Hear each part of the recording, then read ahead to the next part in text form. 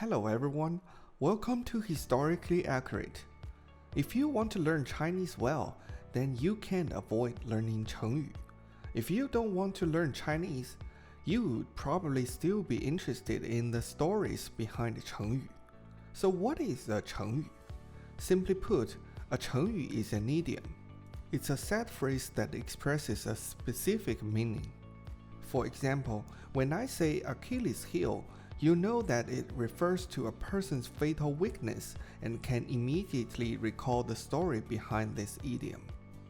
In Chinese, 成语 almost always consists of 4 characters, but there are also 成语 consisting of 3 characters, 5 characters, or other numbers of characters. 成语 usually come from a historical story or an ancient classic. So every time you learn a 成语, you learn more about Chinese culture.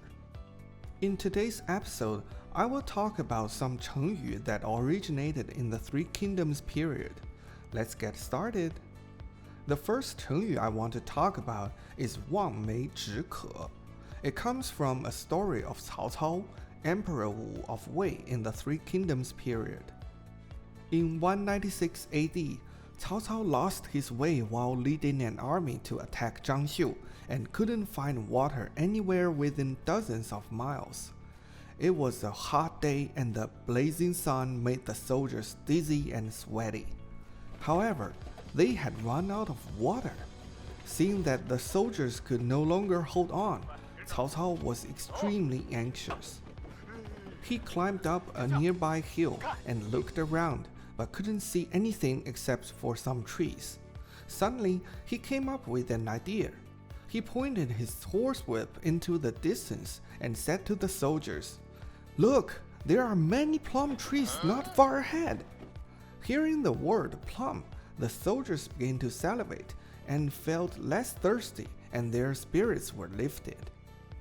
In the end, Cao Cao's army held out, found water, and got out of the predicament. Since then, the 成语望梅止渴 has been used to describe the situation where one has to console oneself with illusions because one's desire can't be achieved. 望 means look, 梅 means plum, 止 means quench, 渴 means thirst. So these 4 characters together means to quench thirst by looking at plums. Isn't it quite easy to remember? The second 成语 I want to talk about is 单刀赴会. It comes from a story in the novel Romance of the Three Kingdoms. In 215 AD, after Liu Bei had taken over Yi province, Sun Quan sent people to ask Liu Bei to return the part of Jin province that he had previously borrowed. Liu Bei always found excuses to not return it.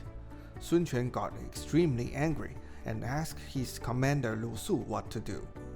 Lu Su said, "Jin province is guarded by Guan Yu.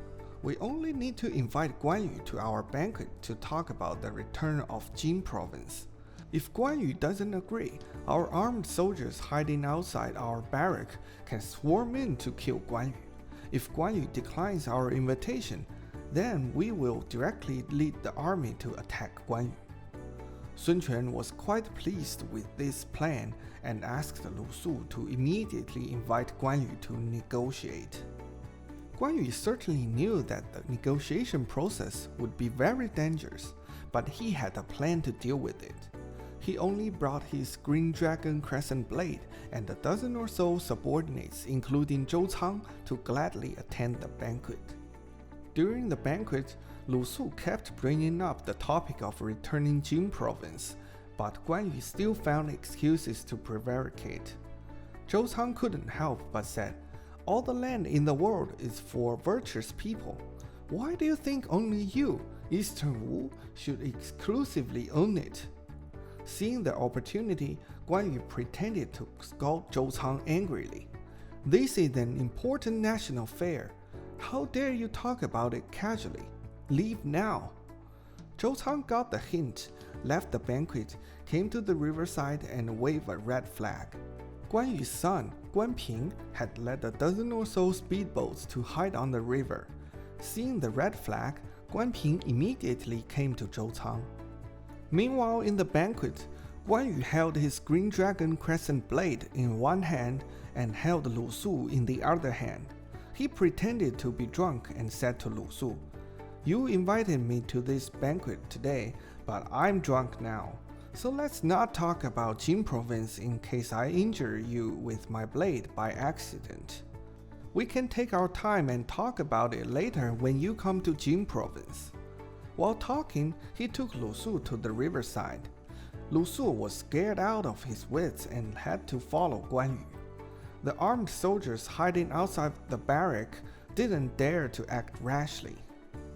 In the end, Guan Yu left Eastern Wu safely.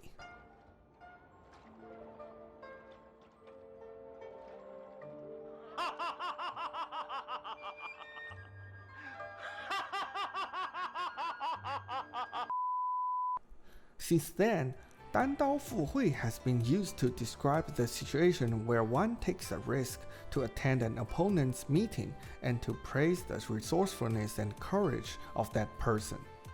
Dandao literally means a blade. Fuhui means to attend a meeting.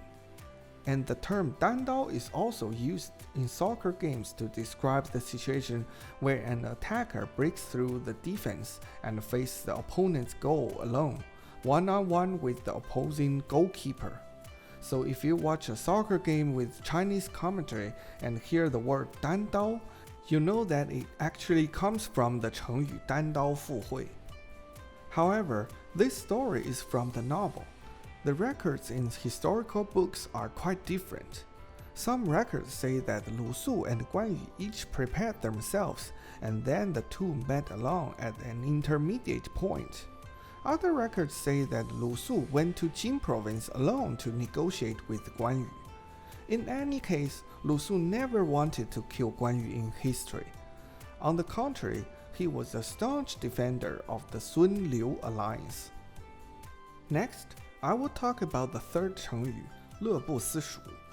In November 263 AD, Wei conquered Shu with the efforts of its generals Deng Ai and Zhong Hui. The emperor of Shu, Liu Bei's son, Liu Shan, was escorted to Wei. At this time, the person in charge of Wei was no longer a descendant of Cao Cao, but Sima Zhao, the son of Sima Yi. On one occasion, Sima Zhao hosted a banquet for Liu Shan and the former ministers of Shu. Songs and dances of Shu were performed during the banquet. The former ministers of Shu were reminded of their homeland and all covered their faces and wept, while Liu Shan watched the performances with relish. So Sima Zhao asked Liu Shan, "Do you still miss Shu?" Liu Shan replied, "I'm very happy here and don't miss Shu." One of the former Shu ministers, Xi Zheng, said to Liu Shan when they were both in the bathroom, "The next time Sima Zhao asks you if you miss Shu, you should first look up at the palace, then close your eyes for a while, and finally open your eyes and say seriously, 'The tombs of my ancestors are far away in Shu, and there is not a day that passes where I don't miss them.' In this way, Sima Zhao will let you return to Shu." Liu Shan listened carefully and remembered Xi Zheng's words. Sure enough, Sima Zhao asked Liu Shan this question again after Liu Shan returned to the banquet. Liu Shan did exactly what Xi Zheng had told him to do. Hearing Liu Shan's response, Sima Zhao laughed and asked, "Why does this sound like what Xi Zheng would say?" Liu Shan was surprised and asked, "How did you know that?" Sima Zhao and other Wei ministers all laughed out loud and thought that Liu Shan was a simple person with no scheming. After that, Liu Shan lived the rest of his life peacefully in Luoyang. From then on, 乐不思蜀 was used to describe a person who adapts to a new environment quickly and doesn't miss the past. 乐 means be happy, and 不思蜀 means not missing Shu. In my previous episodes, when I talked about historical stories, I also briefly mentioned some 成语, such as 过五关斩六将, crossing 5 passes and slaying 6 generals, 破釜沉舟, breaking the squadrons and sinking the boats. 作壁上观, sitting on the wall and watching, etc. Today's episode is the first episode that I focus on 成语 themselves. If you enjoyed this episode, please like or leave your comments down below and I will make more videos about 成语 in the future. Also, if you know any idioms in your own languages that have meanings similar to 望梅止渴, 单刀赴会, or 乐不思蜀, please let me know in the comment section. I'm eager to learn more about them. Well, that's it for this episode. See you next time!